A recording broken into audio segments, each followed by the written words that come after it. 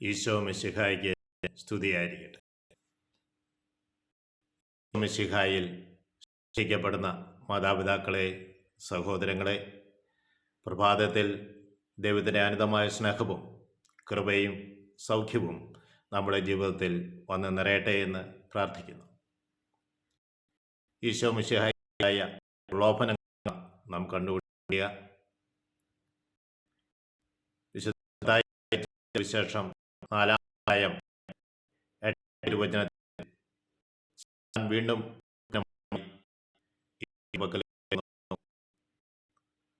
അവനോട് പറഞ്ഞു, പ്രലോഭകൻ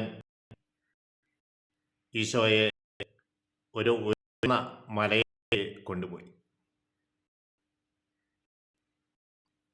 ഉയർന്ന മലയിലേക്ക് കൊണ്ടുപോയി ലോകത്തിലുള്ള എല്ലാ രാജ്യങ്ങളും മഹത്വവും കാണിച്ചു കൊടുത്തു. എന്നിട്ട് പറഞ്ഞു, നീ എന്നെ സാഷ്ടാംഗം പ്രണമിച്ച് ആരാധിച്ചാൽ ഇവയെല്ലാം നിനക്ക് ഞാൻ.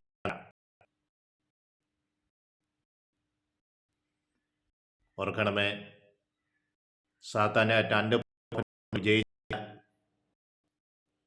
ആദ്യമായത് ശരീരത്തെക്കുറിച്ചുള്ളതായിരുന്നു.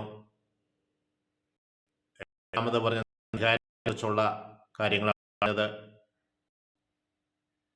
മൂന്നായി പറയുന്നത് സമ്പത്തിൻ്റെ മേഖല. സമ്പത്തുണ്ടാക്കുവാൻ വേണ്ടി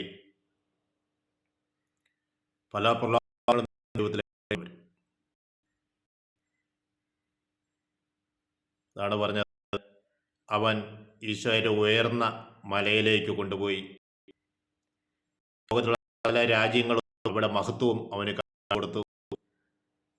എന്നിട്ട് പറഞ്ഞു, നീ എന്നെ സാഷ്ടാംഗം പ്രണമിച്ച് ആരാധിച്ചാൽ ഇവയെല്ലാം നിനക്ക് ഞാൻ നൽകും. ഈശോ പറഞ്ഞു, സാത്താനെ ദൂരെ പോവുക. എന്തെന്നാൽ നിന്റെ ദൈവമായ കർത്താവിനെ മാത്രമേ ആരാധിക്കാവൂ എന്ന് എഴുതപ്പെട്ടിരിക്കുന്നു. Praise the Lord. സാത്താനെ ദൂരെ പോവുക, നിന്റെ ദൈവമായ കർത്താവിനെ ആരാധിക്കണം എന്ന് എഴുതപ്പെട്ടിരിക്കുന്നു. സാത്താൻ അല്ലെങ്കിൽ പിശാച് അവനെ വിട്ടുപോയി ദൈവദൂതന്മാർ അടുത്തു വന്ന് ഈശോയെ ശുശ്രൂഷിച്ചു. പ്രലോഭനങ്ങൾ തിരിച്ചറിയുക വളരെ പ്രയാസമാണ്. നന്മയിൽ പൊതിഞ്ഞാണ് പല പ്രലോഭനങ്ങളും നമ്മുടെ ജീവിതത്തിലേക്ക് കടന്നു വരിക. ഈശോയിൽ ദൈവവചനം സമർത്ഥമായി ഉണ്ടായിരുന്നതുകൊണ്ട് ഈശോ പറഞ്ഞ വാക്ക് നിയമാവർത്തന പുസ്തകം 6-ാം അധ്യായം 13-ാം തിരുവചനമാണ്. നിന്റെ ദൈവമായ നീ ദൈവത്തെ ഭയപ്പെടുകയും അവിടുത്തെ ആരാധിക്കുകയും ചെയ്യണം. നിന്റെ ചുറ്റുമുള്ള മനുഷ്യർ വിജാതീയ ദൈവങ്ങളെ ആരാധിക്കുന്നത് പോലെ നീ ആരാധിക്കരുത്. മറ്റുള്ളവർ മനുഷ്യർ മറ്റു പലതിനെയും ആരാധിക്കുമ്പോൾ നിനക്ക് സത്യദൈവത്തെ മാത്രമേ ആരാധിക്കാൻ സാധിക്കൂ. അവർ സേവിക്കുന്നത് പോലെ, അവരുടെ ദൈവങ്ങളെ സേവിക്കുന്നത് പോലെ ആ ദൈവത്തെ നീ സേവിക്കാൻ പോകരുത്. Praise the Lord. ദൈവത്തെ മാത്രമേ ആരാധിക്കാവൂ എന്ന് എഴുതപ്പെട്ടിരിക്കുന്നു. നമ്മുടെ ജീവിതത്തിലും ദൈവത്തിന് മാത്രമായിരിക്കണം ആരാധന. വിശുദ്ധർക്ക് പോലും നമ്മൾ ആരാധന നൽകുന്നില്ല. ദൈവകുമാരൻ്റെ, ദൈവം തന്നെയായ പുത്രനായ മിശിഹായുടെ അമ്മയായ മറിയത്തിന് പോലും നമ്മൾ ആരാധന നൽകുന്നില്ല. ആരാധന പ്രത്യേക ദൈവത്തിന് മാത്രമാണ്.